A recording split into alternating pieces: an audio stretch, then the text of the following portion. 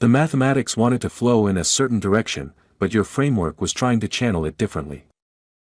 Have you ever wondered what would happen if a child genius challenged one of the most prestigious professors at Harvard University? When a 12-year-old black boy who can't even sit down because of a painful injury walks into a high-level mathematics symposium, no one expects him to change the course of mathematical history. But what happens when this child sees a solution that has stumped experts for months?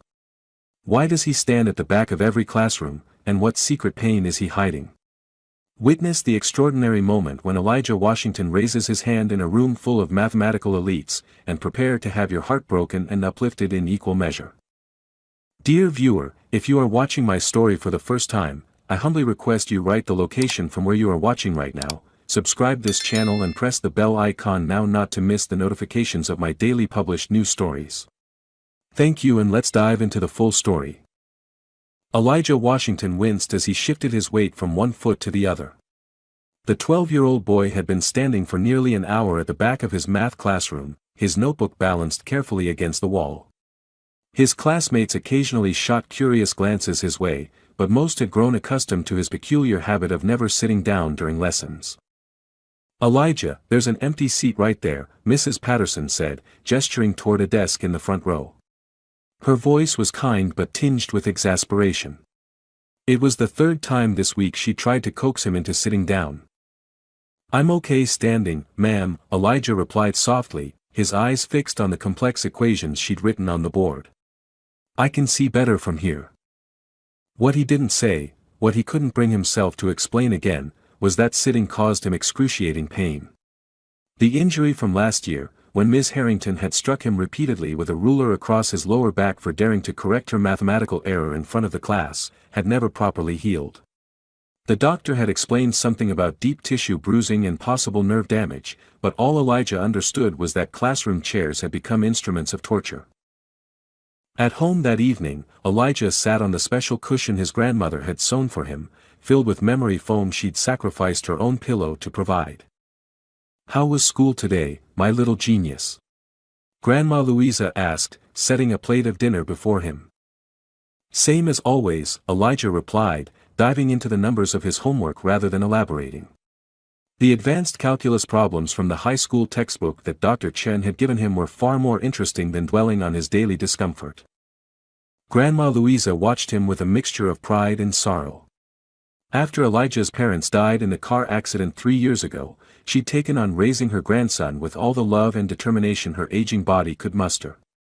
She'd recognized his extraordinary gift for mathematics early on, the way he'd count and categorize everything, the ease with which he grasped concepts that left adults bewildered. "Dr. Chen called today," she said casually, watching Elijah's face light up at the mention of the kind mathematics teacher who had taken special interest in her grandson's abilities. "He says you finished that college-level workbook he gave you last month." Elijah nodded, a rare smile crossing his face.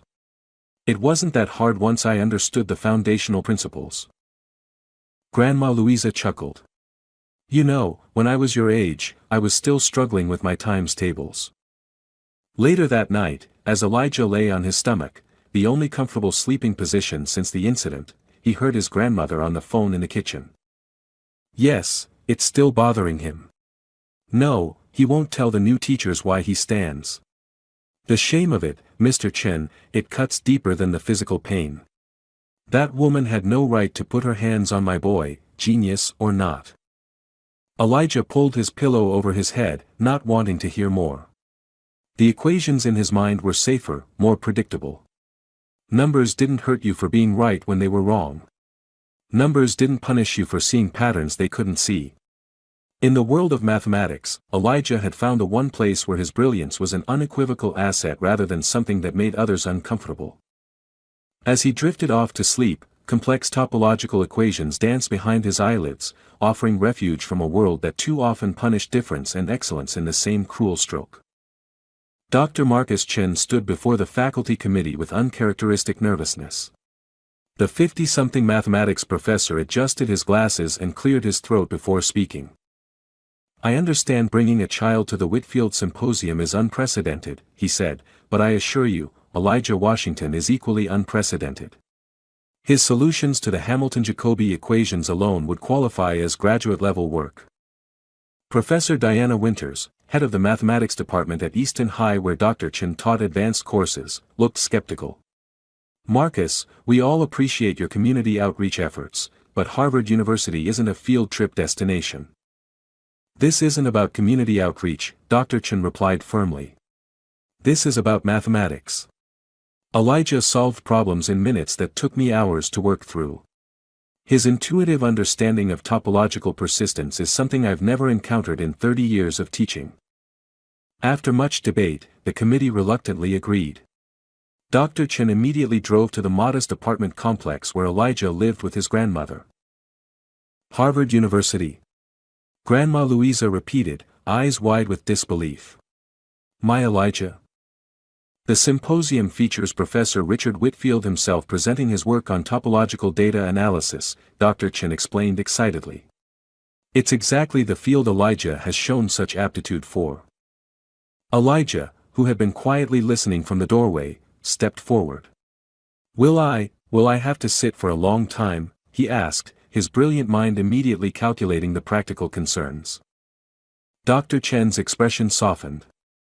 "I've arranged for a special standing desk at the back of the lecture hall. No one will think anything of it, many mathematicians prefer to stand while working." That night, after Dr. Chen left, Grandma Louisa sat beside Elijah on his bed, carefully avoiding putting pressure on his sensitive back. "Baby, are you sure you want to do this? Those university types can be." She trailed off, not wanting to plant seeds of doubt. "Judgmental?" Elijah offered. "Like Ms. Harrington?" Grandma Louisa nodded sadly. "Dr. Chen won't let anything bad happen," Elijah said with more confidence than he felt. "And I really want to hear Professor Whitfield's lecture. His paper on persistent homology frameworks was..." He stopped, noting his grandmother's loving but bewildered expression. "It was really good, Grandma." The week before the symposium passed in a blur of preparation. Dr. Chen brought Elijah additional papers to review and spent evenings discussing concepts that most mathematics professors would find challenging. For his part, Elijah absorbed everything with remarkable speed, asking questions that repeatedly left Dr. Chen reaching for reference materials. The night before the symposium, Elijah couldn't sleep. He stood at his bedroom window, looking up at the stars, thinking about the next day. Part of him was terrified. The memory of Ms. Harrington's ridicule before she'd resorted to physical punishment was still fresh. The prestigious halls of Harvard seemed like a place where he would be even more out of place, a young black boy from a struggling neighborhood among the academic elite. But another part of him, the part that came alive when immersed in the elegant language of mathematics, was desperate to attend, to hear new ideas, to see how far his understanding could stretch. "Mathematics doesn't care who solves its puzzles," his father had told him once. "It only cares that they're solved correctly." With that thought comforting him, Elijah finally drifted off to sleep, dreaming of equations that blossomed like flowers across chalkboards that stretched to infinity. The imposing red brick buildings of Harvard University loomed before Elijah as he stepped out of Dr. Chen's modest sedan. Students bustled past, carrying expensive laptops and chattering about research grants and summer internships at prestigious firms. Elijah clutched his worn notebook tighter against his chest, suddenly acutely aware of his second-hand clothes and scuffed sneakers. "Impressive, isn't it?" Dr. Chen said, mistaking Elijah's wide-eyed stare for admiration rather than intimidation. "The Department of Mathematics is in the Science Center. Professor Whitfield's lecture will be in Pierce Hall." As they walked across Harvard Yard, Elijah tried to ignore the curious and sometimes dismissive glances from passing students and faculty. A group of graduate students in particular eyed him with undisguised bewilderment, whispering among themselves. "Is it, bring your child to work, day?" one murmured just loudly enough to be heard. "More diversity outreach, probably," another replied with a smirk. Dr. Chen, walking slightly ahead, didn't notice the exchange, but Elijah's shoulders hunched slightly as the familiar weight of others' assumptions settled upon them. The interior of Pierce Hall was even more intimidating, all polished wood and gleaming brass, with portraits of stern-faced mathematicians lining the walls. Their pale faces seemed to follow Elijah with disapproving eyes as he trailed behind Dr. Chen toward the lecture hall. "Dr. Chen. I wasn't sure you'd make it," called a friendly voice. A woman with warm brown skin and a halo of natural curls approached them, hand extended. "And who's this young man?" "Professor Gonzalez," Dr. Chen greeted her warmly. "This is Elijah Washington, the student I told you about." "Elijah, this is Professor Maria Gonzalez, an expert in computational topology." Professor Gonzalez knelt slightly to meet Elijah at eye level, showing none of the condescension adults often displayed when addressing children. "It's a pleasure to meet you, Elijah. Marcus has told me about your extraordinary work with persistent homology." Before Elijah could respond, the lecture hall doors burst open, and a tall, silver-haired man emerged, surrounded by a group of eager graduate students hanging on his every word. His tailored suit and commanding presence immediately identified him as someone of importance. "Ah, here comes the man himself," Professor Gonzalez said, her tone shifting subtly. "Professor Richard Whitfield." Whitfield was in the middle of explaining something, gesturing emphatically. "Which is why the traditional approach has consistently failed. My framework provides the first viable pathway to—" He stopped abruptly as he noticed their small group, his gaze lingering on Elijah with obvious surprise and confusion. "Marcus," Whitfield acknowledged Dr. Chen with a curt nod. "Maria. I wasn't aware today's lecture was open to the general public." His emphasis made it clear he was referring to Elijah's presence. "Richard, this is Elijah Washington," Dr. Chen said. "The student I mentioned in my email about the symposium." Whitfield's eyebrows rose. "You were serious about that? I assumed it was some sort of joke." A young black woman stepped forward from the group of graduate students. "Professor, we should head inside. It's almost time to begin." "Yes, thank you, Aisha," Whitfield replied, barely glancing at her before returning his attention to Elijah. "Well, young man, I hope you can follow along. We'll be discussing some rather advanced concepts today." His tone made it clear he thought this impossible. As they entered the lecture hall, Dr. Chen guided Elijah toward the back where, true to his word, a standing desk had been arranged. Elijah felt a momentary rush of gratitude toward his mentor for remembering his needs. "Don't let Whitfield intimidate you," Dr. Chen whispered. "Brilliant mathematician, but his people skills leave much to be desired." The lecture hall filled quickly. Elijah noticed the young woman Whitfield had called Aisha take a seat nearby. She offered him a small, encouraging smile before turning her attention to her notebook. As Professor Whitfield began his presentation, his earlier dismissiveness transformed into evident passion for his subject. Despite the man's arrogance, Elijah found himself drawn into the elegant mathematics being displayed on the massive screens. Whitfield was working on exactly the areas that fascinated Elijah most, the application of algebraic topology to complex data analysis. But when Whitfield presented a particularly challenging equation, one he claimed had stumped mathematicians for years and that he was, on the verge of solving, Elijah felt a familiar tingle at the base of his skull. The same feeling he got when he could see a mathematical pattern crystallizing before others even recognized its existence. Staring at the equation, standing quietly at his desk at the back of the hall, Elijah began to see a solution approach that Professor Whitfield had apparently overlooked. His pencil moved almost unconsciously across his notebook page, exploring the possibility that was unfolding in his mind with perfect clarity. He was so absorbed in his work that he didn't notice Professor Whitfield's growing frustration as the renowned mathematician attempted to explain his approach to the problem, an approach that Elijah could already see was leading toward a dead end. "And here," Professor Whitfield announced with theatrical flourish, "we encounter what I've come to call the Whitfield boundary conjecture."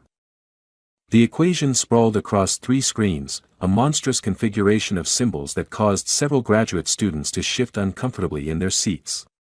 Whitfield paced before it like a general surveying a battlefield. "For the past 18 months, I've been developing a novel approach to this topological invariant," he continued. "The implications for data science and quantum physics are, quite frankly, revolutionary." From his standing desk, Elijah studied the equation with growing excitement. What Whitfield was attempting was indeed groundbreaking, if it could be solved. But something about the professor's approach struck Elijah as unnecessarily complicated, like trying to cross a river by building a bridge when there was a perfectly good boat nearby.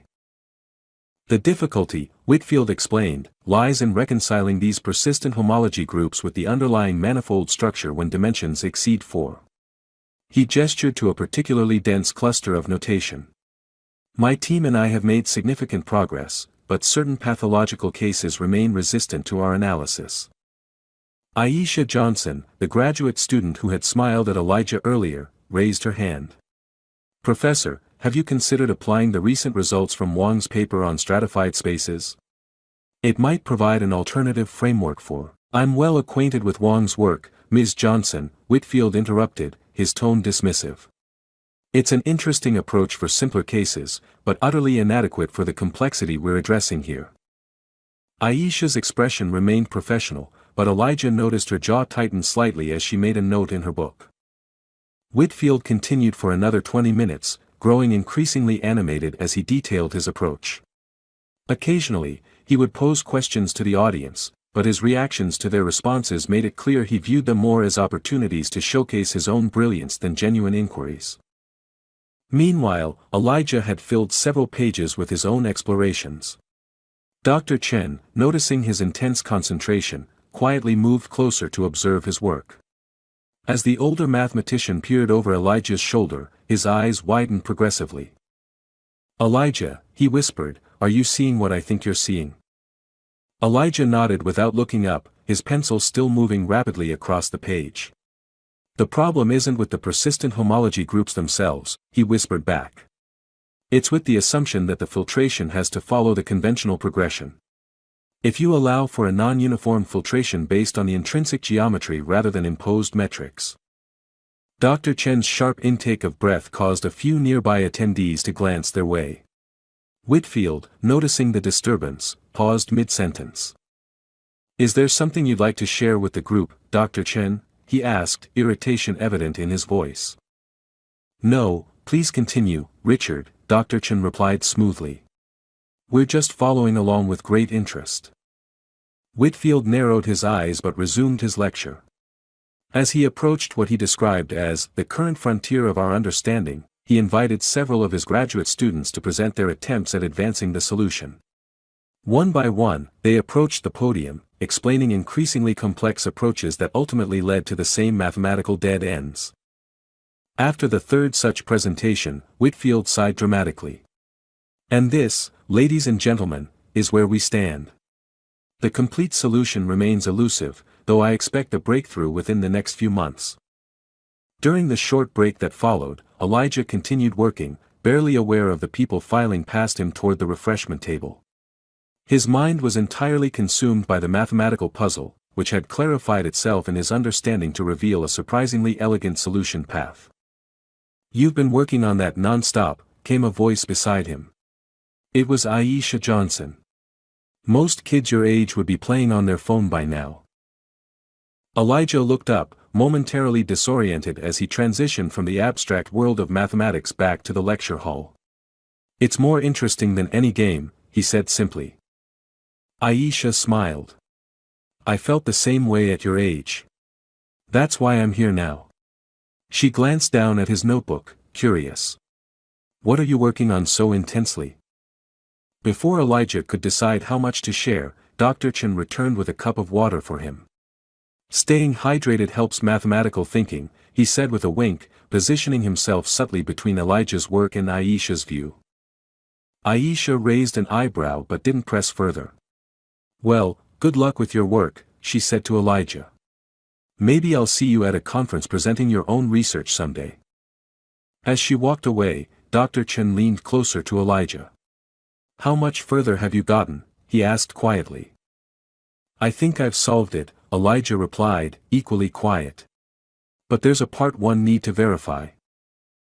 During the break, the lecture hall thinned out as attendees migrated toward the refreshment tables in the adjacent room. Elijah remained at his standing desk, completely absorbed in his work, the sounds of academic small talk fading into white noise around him. Dr. Chen had gone to speak with Professor Gonzalez, leaving Elijah momentarily alone with his calculations. His pencil moved confidently across the page, each symbol placed with deliberate precision. The solution that had begun as an intuitive flash was now taking rigorous form under his methodical approach. Still at it, I see, Aisha Johnson had returned, 2 cookies balanced on a napkin. She offered one to Elijah. Brain fuel.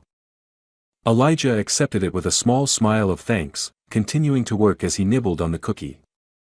You know, Aisha said, glancing at his notebook, when I was about your age, I used to drive my teachers crazy correcting their work.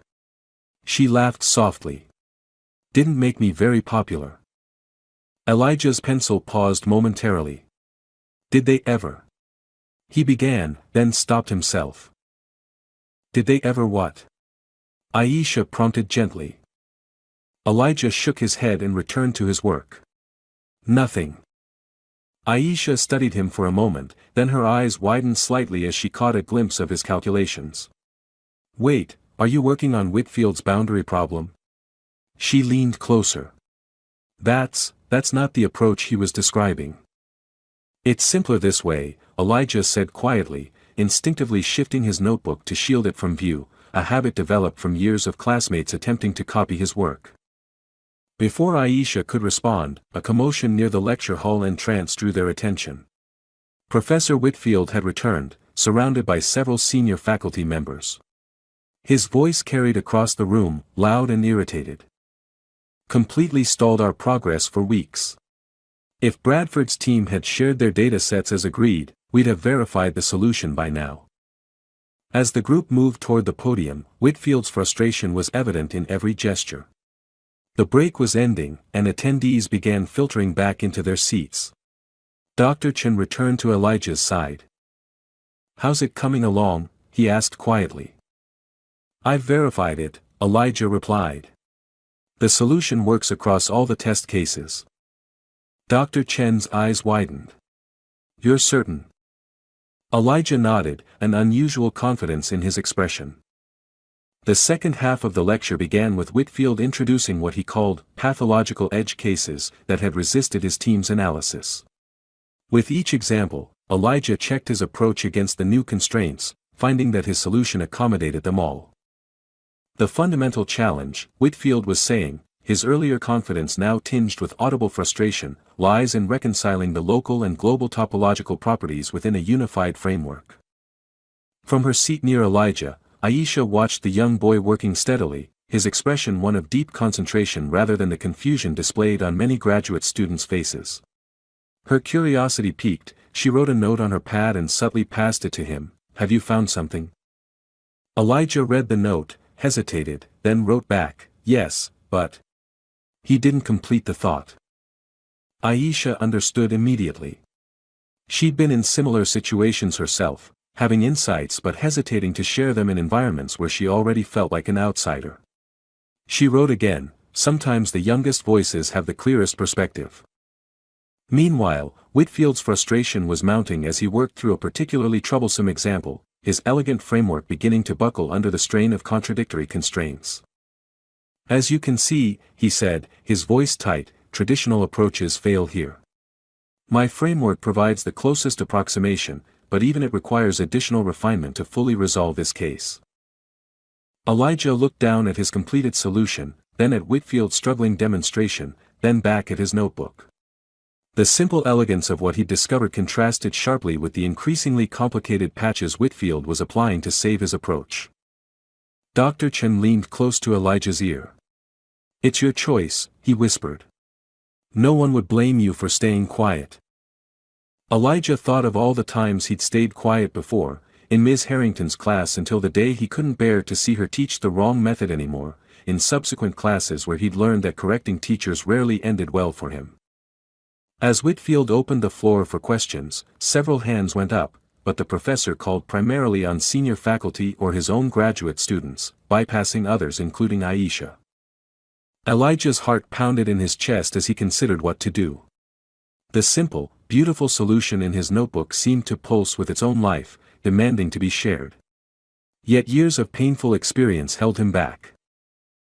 The tension in Pierce Hall was palpable as Professor Whitfield concluded his explanation of the latest failed approach. Sweat glistened on his forehead, and his earlier confidence had transformed into barely concealed frustration. Several graduate students exchanged uncomfortable glances, while visiting faculty shifted in their seats. "Perhaps," Whitfield said, his voice strained, "we should consider this from another angle." He erased a section of his work and began rewriting, only to stop mid-equation, frowning at the result. In the silence that followed, Dr. Chen gave Elijah a questioning look. The boy's completed solution lay before him, verified and elegant in its simplicity. Elijah stared at his notebook, his mind racing through the potential consequences of speaking up. At this point, Whitfield said with forced lightness, "I'd welcome fresh perspectives. The conventional approaches have proven inadequate." His gaze swept the room, passing over Elijah without pause. "Anyone care to suggest an alternative framework?" Several hands rose tentatively, but Whitfield's dismissive responses to the first few brave souls quickly discouraged others. One by one, hands lowered until the room fell silent again. Aisha Johnson raised her hand persistently until Whitfield, with evident reluctance, acknowledged her. "Professor, perhaps we're overlooking something fundamental by adhering too rigidly to established filtration techniques," she suggested carefully. Whitfield's eyebrow arched. "A charming notion, Ms. Johnson, but mathematical breakthroughs rarely come from abandoning proven methodologies. Unless you have a specific alternative to propose." Aisha opened her mouth to continue but hesitated, her proposed approach still half-formed. It was at this precise moment that Elijah, almost without conscious decision, slowly raised his hand. The movement caught Whitfield's attention, and for a moment, genuine surprise flickered across his face before settling into amused condescension. A ripple of whispers spread through the audience as heads turned toward the back of the hall. "Well," Whitfield said, his tone mockingly indulgent, "our young visitor has something to contribute. This should be entertaining." He gestured dramatically. "Please, enlighten us." Dr. Chen placed a supportive hand on Elijah's shoulder as the boy cleared his throat. "Sir," Elijah began, his voice initially so soft that Whitfield had to lean forward, "I think the problem isn't with the persistent homology itself." "Is that so?" Whitfield replied, making no effort to hide his patronizing smile. "And what, in your extensive mathematical experience, do you believe the problem is?" A few uncomfortable chuckles rippled through the audience. Professor Gonzalez frowned disapprovingly at Whitfield, while Aisha watched Elijah with keen interest. Instead of answering immediately, Elijah turned to a fresh page in his notebook and began writing, his pencil moving with surprising speed and confidence. "I'm waiting, young man," Whitfield prompted impatiently. "The issue," Elijah continued, his voice gaining strength, "is that you're assuming the filtration must follow a uniform progression based on external metrics." The room fell completely silent. Even those who had been whispering stopped mid-sentence, surprised by the unexpected technical terminology from the young boy. "If instead," Elijah continued, "you allow for a non-uniform filtration based on the intrinsic geometry of the underlying space, the persistent homology groups resolve naturally without forcing additional constraints." Whitfield's condescending smile faltered slightly. "That's an interesting hypothesis, but it fails to address the fundamental issue of dimension reduction in complex manifolds." "Actually, sir," Elijah responded, "it does address it." He held up his notebook, displaying a page of dense calculations. "If I could show you," Whitfield's expression hardened. "This is hardly the place for a child's mathematical fantasies. Dr. Chen, I'm surprised you would coach your student to disrupt serious academic discourse with such." "I didn't coach him," Dr. Chen interrupted firmly. "Elijah developed this approach independently while listening to your lecture." "Preposterous," Whitfield scoffed. "Even my graduate students require months to develop meaningful insights into these problems." Professor Gonzalez stood up. "Richard, perhaps we should hear the boy out. What harm could it do?" Whitfield's face flushed slightly. "The harm, Maria, is to the integrity of this symposium. We're here to discuss advanced mathematics, not indulge in." "Please," Elijah's voice cut through the tension, surprisingly steady now. Just let me show you. Something in his tone, an unshakable certainty beyond his years, caused Whitfield to pause. After a moment of hesitation, he gestured impatiently toward the podium. Very well. You have 3 minutes to present this alternative approach. Dr. Chen, please assist your student. But Elijah was already moving toward the front of the room, his notebook clutched tightly in his hands. Dr. Chen followed closely behind, concern evident on his face. As Elijah approached the podium, the full attention of the lecture hall focused on him.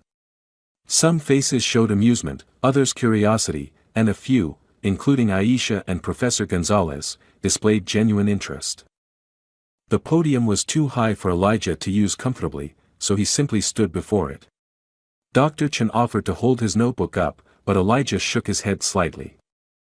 May I use the digital board? He asked Whitfield, pointing to the interactive display that had been used throughout the lecture. Whitfield looked momentarily taken aback by the request but nodded curtly. With surprising composure, Elijah approached the board and began to write. His small hand moved confidently, starting with Whitfield's original equation but quickly transforming it through a series of elegant manipulations. His writing was neat and precise, each symbol placed with careful intent. The room watched in growing astonishment as the 12-year-old filled the board with advanced mathematics. Even Whitfield's dismissive expression gradually gave way to grudging attention as the approach unfolded before him. As you can see, Elijah explained, his voice growing more confident with each word, by relaxing the constraint on uniform filtration and instead allowing the filtration to adapt to the intrinsic geometry, we can resolve the apparent contradictions in the boundary cases. He turned to face the audience, many of whom were now leaning forward in their seats, expressions ranging from skepticism to amazement. The key insight, Elijah continued, is that the topological features we're trying to capture aren't uniformly distributed across the parameter space. By allowing for a variable rate of filtration, proportional to the local complexity of the structure, we preserve the essential relationships while avoiding the pathological edge cases. The silence that followed Elijah's explanation lasted only moments before Professor Whitfield cleared his throat loudly. An interesting approach, he said, his voice tight with restrained irritation. However, I'm afraid it demonstrates a fundamental misunderstanding of the established frameworks in topological data analysis. Elijah blinked, momentarily confused. His solution worked, he'd verified it against all the test cases Whitfield had presented. But sir, he began, if you look at the third transformation, you can see that. What I can see, Whitfield interrupted, his voice rising, is that Dr. Chen has coached you very effectively on presenting a simplified version of existing methodologies. He turned to address the audience. While I appreciate the theatrical element this adds to our symposium, I think we should return to serious academic discourse. Several audience members shifted uncomfortably. Aisha Johnson stood up from her seat. Professor Whitfield, she said firmly, I've been studying your framework for 2 years, and what Elijah just presented is not a simplified version of existing methods. It's a novel approach that deserves proper consideration. Whitfield's face flushed. Ms. Johnson, your enthusiasm for defending the child is admirable but misplaced. There are fundamental flaws in this approach that would become apparent with more rigorous analysis. What flaws specifically? Professor Gonzalez called out from her seat. The transformations appear valid to me. Whitfield turned back to the board, scanning Elijah's work with narrowed eyes.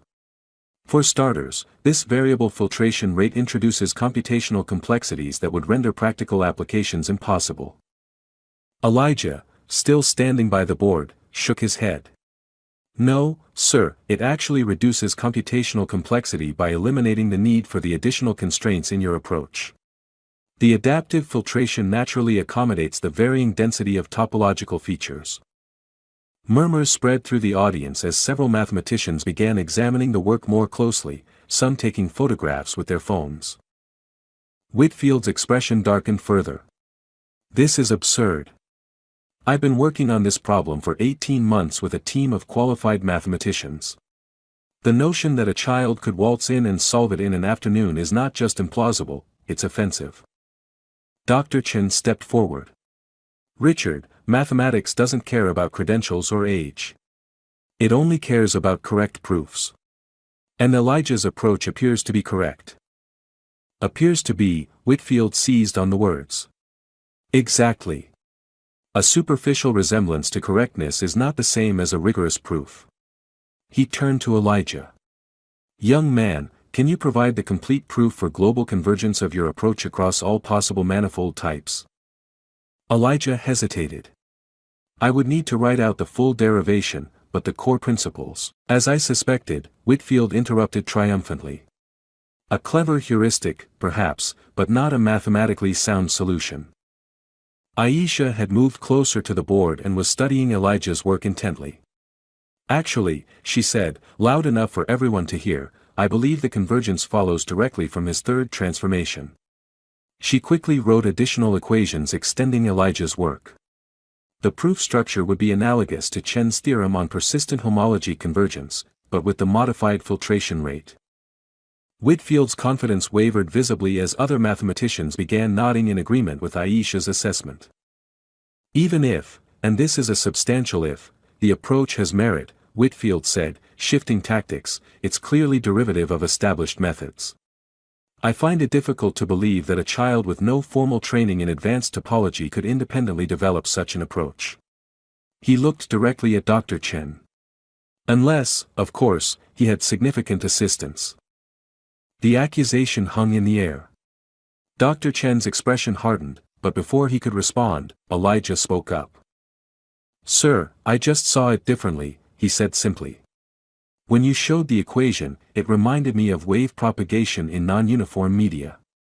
The mathematics looked similar to problems I've worked on before. Problems you've worked on before?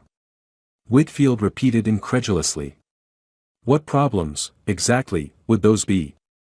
Middle school algebra?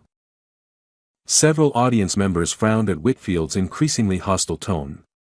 Professor Gonzalez had joined Aisha at the board and was examining the work closely. Richard, she said without looking up, I think you need to consider the possibility that we're witnessing something extraordinary here. This approach resolves the contradictions we've been struggling with for months. Whitfield's face had become a rigid mask. What we're witnessing, he said coldly, is the unfortunate consequence of allowing unprepared visitors into serious academic settings. It creates disruption rather than genuine contribution. Elijah stood silently by the board, his initial confidence giving way to the familiar feeling of being dismissed and diminished.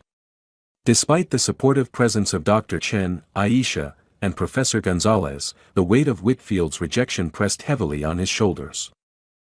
As whispers rippled through the audience, Elijah remained beside the board, his solution displayed for all to see. Despite Professor Whitfield's dismissals, several mathematicians were now engaged in intense discussions, pointing at specific parts of Elijah's work.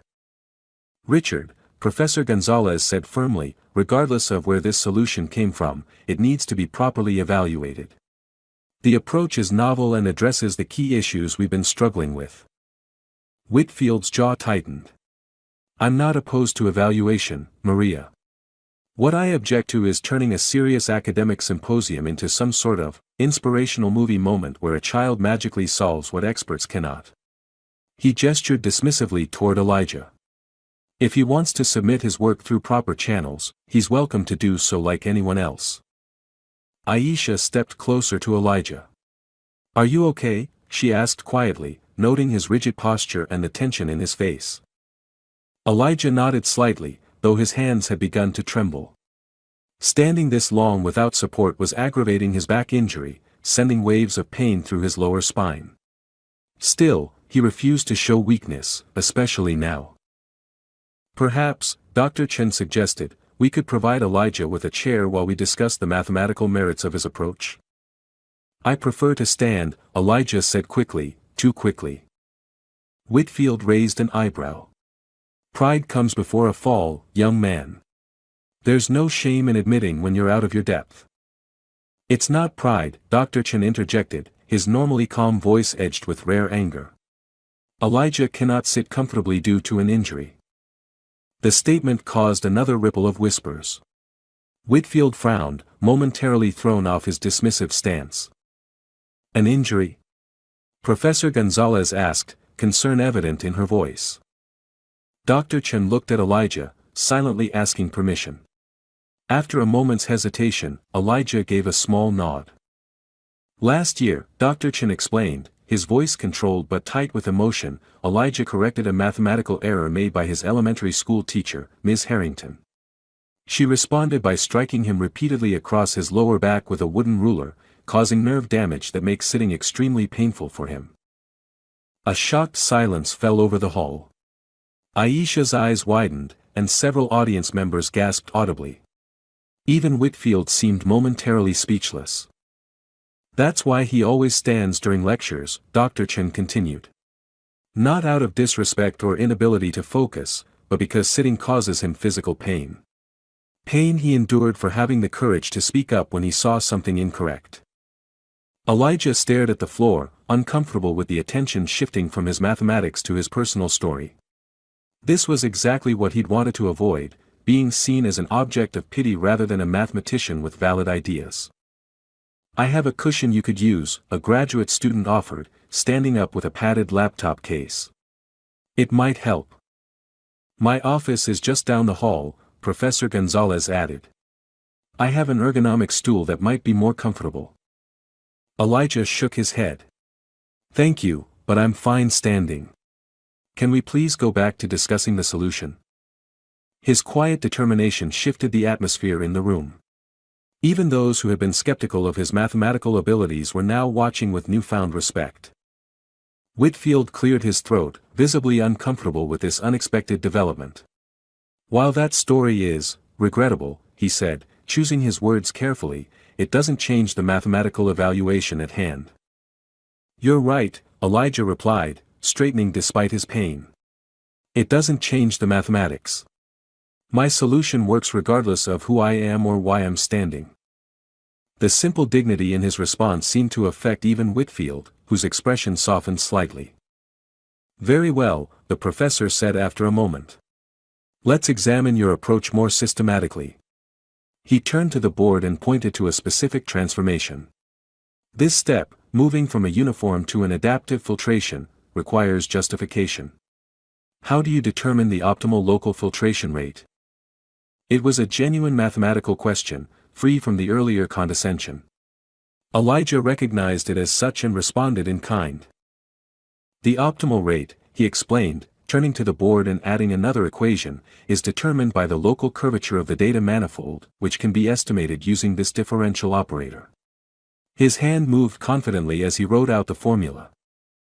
In regions of high curvature, where topological features are densely packed, the filtration proceeds more slowly, allowing finer resolution of features. Whitfield studied the new equation carefully. That addresses the rate determination, but what about convergence guarantees? How do we know this adaptive approach will capture all relevant topological features? Instead of becoming defensive, Elijah welcomed the rigorous questioning. This was mathematics as it should be, ideas evaluated on their merits, without regard for the status or background of who proposed them. The convergence guarantees come from this inequality, Elijah said, adding another line to his work. As long as the minimum filtration rate exceeds this bound, we can prove that no topological feature will be missed. As Elijah continued explaining his approach, responding to increasingly technical questions from Whitfield and others, the dynamic in the room shifted perceptibly. What had begun as a confrontation was transforming into a collaborative mathematical discussion. Even Whitfield, despite his initial hostility, was engaging with the ideas themselves rather than dismissing them based on their source. Throughout this exchange, Elijah remained standing, the pain in his back a constant reminder of the price he had paid for speaking mathematical truth in the past. But here, in this moment, his voice was being heard and his ideas evaluated fairly, perhaps for the first time in his young life. The atmosphere in Pierce Hall had transformed.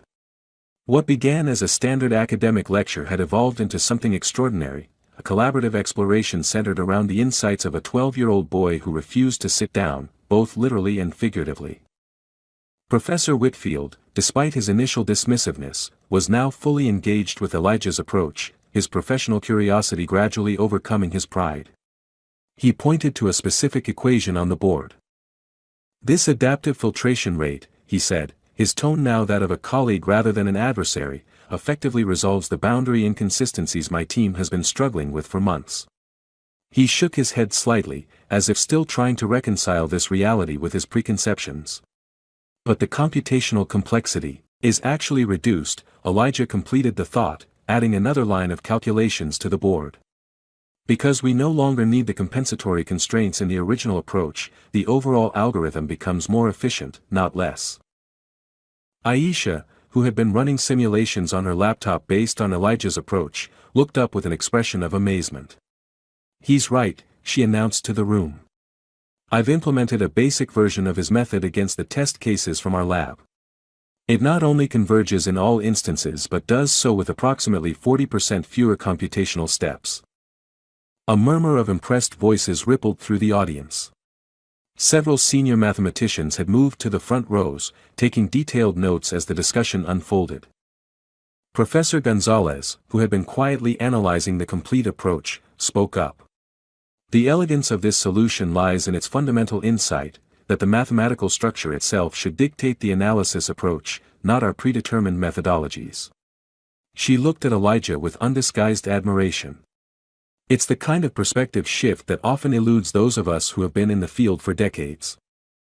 Whitfield walked slowly along the board, examining the full derivation that now covered its entire surface. His expression was complex, a mixture of scientific appreciation and personal reckoning. "The implications," he said almost to himself, "extend far beyond this specific problem." He turned to face Elijah directly. "This adaptive framework could potentially be applied to a whole class of topological analysis challenges we've been approaching incorrectly." Dr. Chen, who had been watching this transformation with quiet satisfaction, placed a supportive hand on Elijah's shoulder. The boy was beginning to show signs of physical fatigue, though his mental engagement remained razor-sharp. "Perhaps," Dr. Chen suggested gently, "we should document this breakthrough properly. Elijah has been standing for nearly 3 hours now." Whitfield looked at Elijah with newfound awareness, noticing for the first time the strain in the boy's posture despite his focused expression. "Yes, of course," he agreed quickly. "Ms. Johnson, would you please ensure that everything on the board is photographed and transcribed?" Aisha immediately began taking high-resolution photographs from multiple angles. Other graduate students joined her, ensuring that no detail of Elijah's solution would be lost. "Young man," Whitfield said, addressing Elijah directly, "I owe you an apology." The word seemed difficult for him, but his voice was sincere. "I allowed preconceptions to cloud my scientific judgment, the very thing we as mathematicians are supposed to guard against." Elijah, unaccustomed to such acknowledgement from authority figures, especially after being initially dismissed, seemed unsure how to respond. "Thank you, sir," he said simply.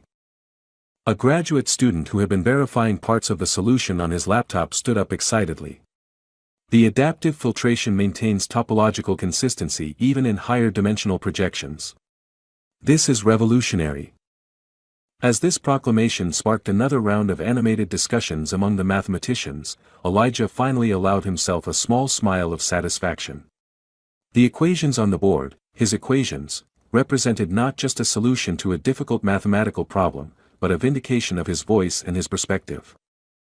Professor Gonzalez approached Elijah and Dr. Chen. "This breakthrough deserves wider recognition," she said. "With your permission, I'd like to contact colleagues at the International Mathematical Union about a special session at the next Congress."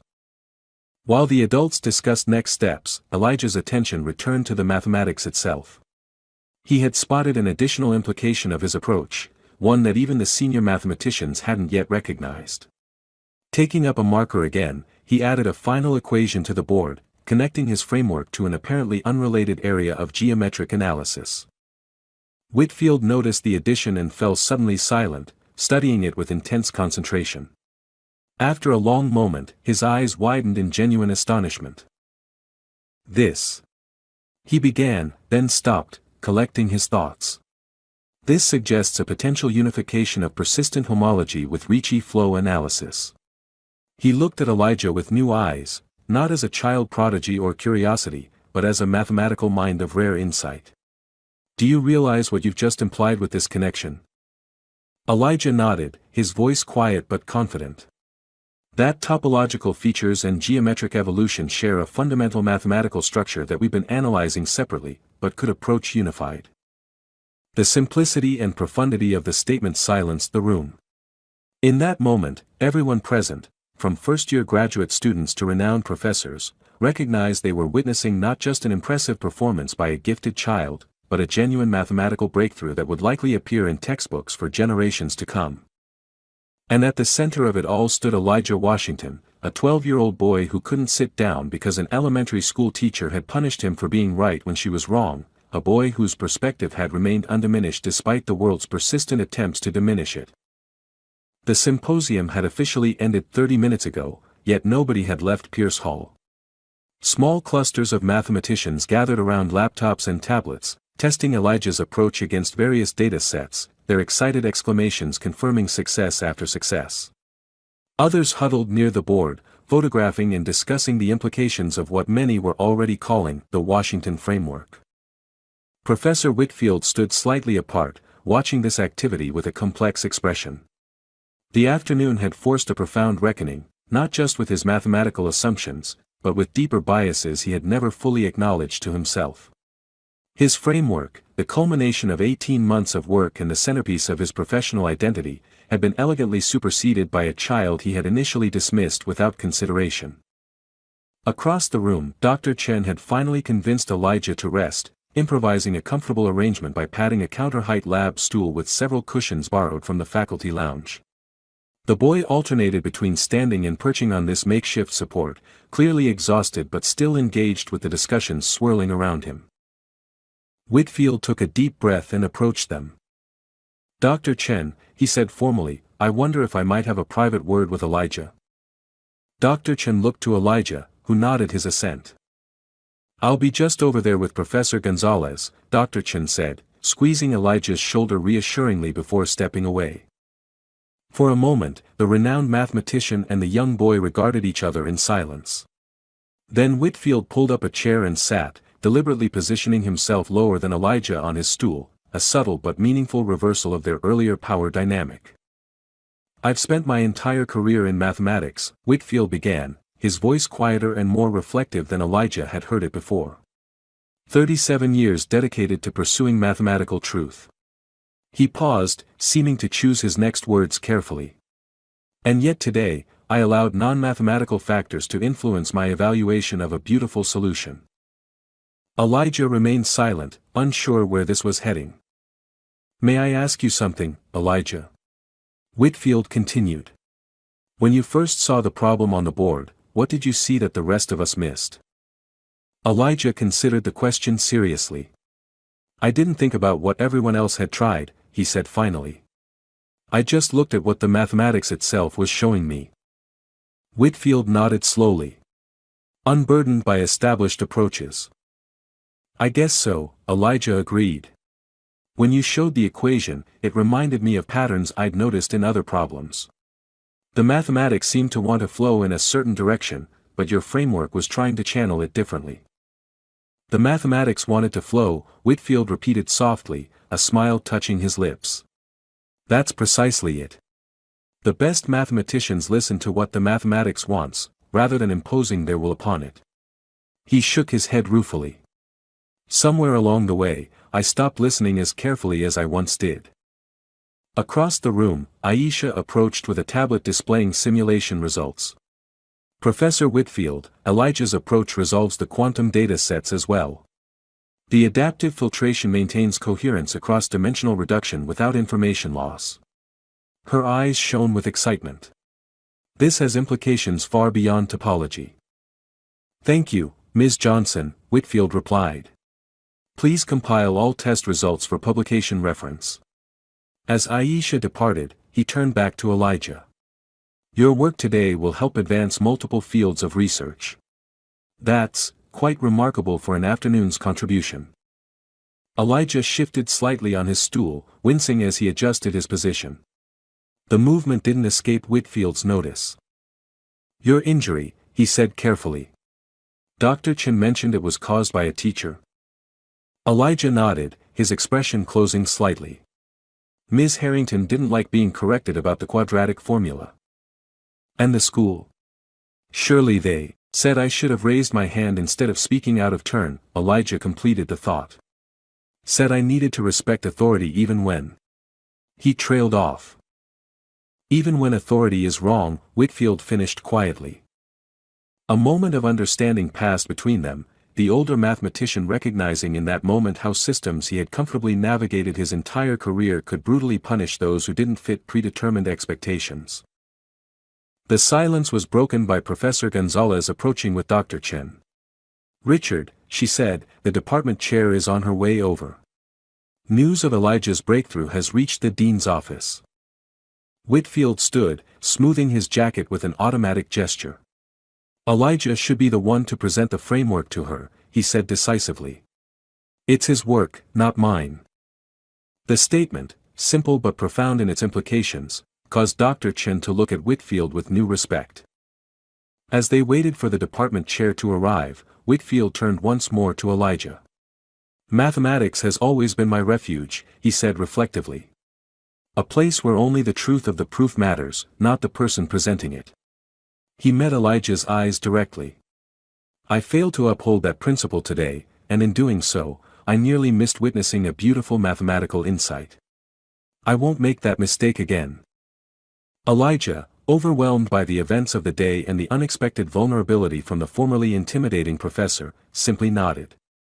Perhaps, Whitfield continued more practically, when you're feeling recovered, you might consider allowing me to introduce you to some colleagues at the Institute for Advanced Study.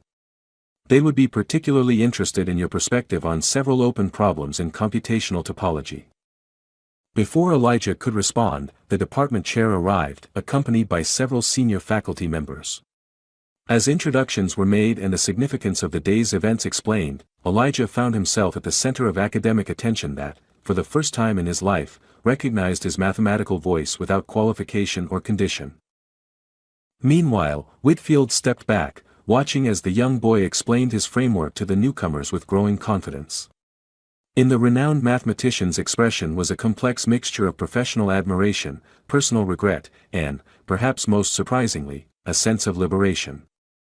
For in witnessing Elijah's approach to mathematics, unburdened by tradition or expectation, Whitfield had been reminded of why he himself had fallen in love with the field so many years ago. Some victories in mathematics come from years of incremental progress. Others arrive in moments of unexpected clarity. Today had brought both a mathematical breakthrough and a more personal one, not just for Elijah Washington, but for Richard Whitfield as well. The morning after the symposium, Elijah sat at his grandmother's kitchen table, attempting to explain the events of the previous day. Grandma Louisa listened attentively, though the mathematical details sailed well over her head. So this Professor Whitfield, she said, focusing on what she could understand, he admitted he was wrong in front of everyone. Elijah nodded, spreading peanut butter on his toast. He said my approach was more elegant than his. And he's going to include me as co-author on the paper they're publishing. Grandma Louisa beamed with pride, though concern still shadowed her eyes. And how was your back, standing all that time? Dr. Chen arranged for a special stool, Elijah replied, not mentioning how the pain had intensified during the long drive home. Some discomforts were worth bearing. The doorbell rang, interrupting their breakfast. Grandma Louisa's eyebrows rose in surprise. They rarely received visitors, especially this early. When she opened the door, she found Dr. Chen standing there with Professor Gonzalez and, most surprisingly, Professor Whitfield himself. I apologize for the early intrusion, Mrs. Washington, Dr. Chen said, but some important developments have occurred overnight that couldn't wait. Elijah appeared behind his grandmother, curiosity overcoming his usual shyness. May we come in? Professor Gonzalez asked. We have something significant to discuss with Elijah and yourself. Once seated in the modest living room, Professor Whitfield took the lead, his demeanor markedly different from his initial arrogance at the symposium. Mrs. Washington, he began formally, your grandson's mathematical insight has created quite a stir in the academic community. After yesterday's presentation, I contacted several colleagues at major research institutions. He paused, seeming to choose his words carefully. The response has been unprecedented. Professor Gonzalez continued, her voice warm with excitement. 3 separate universities have expressed interest in creating special research opportunities for Elijah. And the International Mathematical Union is considering a special presentation at their next Congress. Grandma Louisa's hand went to her heart. All this from one afternoon. Mathematics can change in an afternoon, Whitfield replied simply.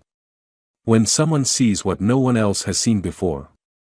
Dr. Chen opened his laptop, showing Elijah an email thread. The Berkeley Topology Group already implemented your adaptive filtration approach on their quantum dataset. The results confirmed everything we discussed yesterday, and revealed additional applications we hadn't even considered. Elijah leaned forward, his eyes scanning the technical details with intense interest. But that's not all we came to discuss, Professor Gonzalez said, turning to address Grandma Louisa directly. We've learned about the circumstances behind Elijah's injury, about Ms. Harrington and the school's failure to address the situation adequately. Grandma Louisa's expression hardened. That woman had no business being around children. And the principal talked to me like I was making a fuss over nothing. Whitfield cleared his throat uncomfortably. Mrs. Washington, I've taken the liberty of contacting the university's legal department. They believe there are grounds for a significant case against both the teacher and the school district for physical abuse and subsequent negligence. We don't have money for lawyers, Grandma Louisa said automatically. The university is prepared to provide legal representation pro bono, Whitfield responded. Not as charity, but because we have a vested interest in protecting mathematical talent like Elijah's. His expression grew more determined. What happened to him is not just a personal injustice, it's a threat to the future of American scientific advancement. As the adults discussed legal strategies and educational opportunities, Elijah slipped away to his room, returning with a worn notebook. He handed it silently to Professor Whitfield, who opened it with curiosity. Inside were pages of mathematical explorations, not just on topology, but on number theory, analysis, and several other advanced fields. Some dated back 3 years, when Elijah had been just 9 years old. May I? Whitfield asked, gesturing to turn the pages. Elijah nodded. As Whitfield examined the notebook, his expression transformed from curiosity to astonishment. He passed it wordlessly to Professor Gonzalez, whose reaction mirrored his own. Elijah, she said finally, how long have you been working on the Hodge conjecture? Elijah shrugged slightly. Since last summer. I didn't know what it was called until I found a paper online. I just noticed patterns in the algebraic cycles that seemed to suggest a possible approach. The 3 mathematicians exchanged significant glances, recognizing they were in the presence of mathematical talent that appeared perhaps once in a generation. Mrs. Washington, Whitfield said, his voice now carrying absolute conviction, I want to be completely transparent about what we're witnessing here. Your grandson's abilities aren't just remarkable, they're extraordinarily rare. The mathematical community has a responsibility to nurture this level of talent, and to ensure that what happened with Ms. Harrington never happens again. The conversation continued for hours, covering educational options, legal strategies, and research opportunities. Throughout, Elijah remained quiet but engaged, his eyes lighting up whenever the discussion turned to actual mathematics rather than the logistics surrounding his future. As the visitors were preparing to leave, Dr. Chen addressed Elijah directly. There's one more thing, he said, producing a small package from his briefcase. The department had this made for you overnight. Elijah unwrapped it to find a custom-designed standing desk, portable, adjustable, and elegantly constructed. Until your back heals properly, Dr. Chen explained, this should make it easier for you to work comfortably wherever you are. As Elijah examined the thoughtful gift, Professor Whitfield extended his hand formally. Elijah Washington, I came here today not just as a Harvard professor, but as a mathematician who recognizes a peer. The humility in his voice was genuine. I would be honored if you would consider collaborating with me on extending your framework to other domains of mathematical analysis. For the first time since the symposium began, Elijah's face broke into a full, unguarded smile as he shook the professor's hand. I'd like that, sir. After the visitors departed, Grandma Louisa sat beside Elijah on the couch, her eyes glistening with unshed tears of pride and vindication. "Your parents would be so proud," she said softly. "Your father always said you had a special way of seeing the world." Elijah leaned against her shoulder, emotionally and physically exhausted from the events of the past 24 hours. "I just see the patterns, Grandma. They've always been there." 3 months after the Harvard Symposium, Elijah Washington stood at a custom-designed standing desk in a bright, airy classroom at the Center for Mathematical Excellence, a special program hastily established through joint funding from Harvard University and the National Science Foundation. The program's creation had been accelerated specifically to accommodate Elijah and 3 other exceptionally gifted young mathematicians from diverse backgrounds who had been identified through a nationwide search. The classroom bore little resemblance to traditional educational settings. Instead of rows of identical desks facing forward, the space featured flexible workstations designed to accommodate different learning styles and physical needs. Elijah's station included his adjustable standing desk and a specialized stool designed by ergonomic experts to minimize stress on his still healing back. The adaptive filtration rate creates a natural correspondence between the topological features and the underlying geometric structure, Elijah explained to the small group gathered around his workstation. Though only 12, he spoke with the confidence of someone discussing deeply familiar territory. Among his audience was Professor Whitfield, whose transformation over the past months had been nearly as remarkable as the mathematical framework that catalyzed it. Gone was the arrogant academic who had initially dismissed Elijah's insights. In his place was a humbled mentor who had become one of the most vocal advocates for recognizing and nurturing mathematical talent in underrepresented communities. The Washington Framework, as it had come to be known in mathematical circles, had been published the previous month in the prestigious Journal of Topological Analysis, with Elijah listed as lead author, the youngest in the journal's history. The paper had already been cited in 27 subsequent publications, sparking a minor revolution in computational topology. As Elijah concluded his explanation, the classroom door opened quietly, and Grandma Louisa slipped in, accompanied by Aisha Johnson, who had recently been appointed as a program coordinator while continuing her doctoral studies. Grandma Louisa beamed with pride as she watched her grandson holding his own in conversation with established mathematicians. The legal case against Ms. Harrington and the school district had been settled out of court, a substantial settlement that had secured Grandma Louisa's retirement and established a trust for Elijah's future education. More significantly, the case had triggered a statewide review of policies regarding teacher conduct and the identification of exceptional academic abilities in disadvantaged schools. Ms. Harrington herself had been removed from the classroom and was now facing a review of her teaching credentials. The school principal who had dismissed Elijah's injury had been placed on administrative leave pending investigation. After the informal presentation concluded, Professor Whitfield approached Elijah and Grandma Louisa. "We've received the final confirmation today," he said, his voice warm with genuine pleasure. "Elijah has been invited to present at the International Congress of Mathematicians next year. It's the highest honor in the mathematical community." Grandma Louisa clasped her hands together. "Lord, I never thought I'd see the day." Aisha, who had become something of an older sister figure to Elijah, grinned widely. "And that's not all. Tell them about the foundation, Professor." Whitfield nodded. The Elijah Washington Foundation for Mathematical Excellence has received its official nonprofit status. Starting next month, we'll begin identifying mathematically gifted students from underserved communities across the country. He looked directly at Elijah. "Your experience has changed how we think about discovering and nurturing mathematical talent." As the adults continued discussing logistics, Elijah stepped away to the large windows overlooking the university campus. In the reflection, he could see his younger self, standing in the back of Ms. Harrington's classroom, afraid to sit down, afraid to speak up, yet unable to ignore the mathematical truths that appeared so clearly to him.